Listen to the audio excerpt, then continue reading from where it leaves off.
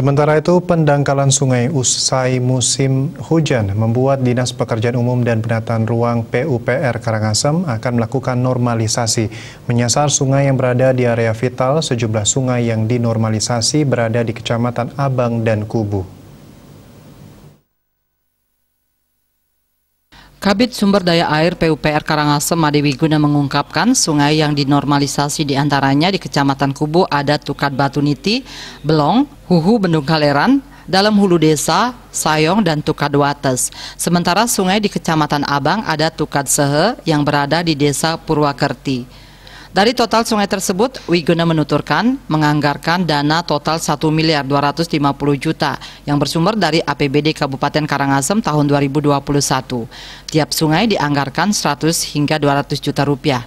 Semua tergantung panjang dan lebar sungai. Dalam normalisasi sungai akan kembali didalamkan dan dilebarkan. Hal ini dilakukan mengingat di seluruh sungai tersebut berada di areal pemukiman dan pura. Air sungai sering meluap ke permukaan, sering mengenai rumah warga di sekitar karena ada pendangkalan sungai. Ia berharap perencanaan dapat berjalan agar beberapa titik sungai yang sering dikeluhkan meluap saat musim hujan dapat teratasi.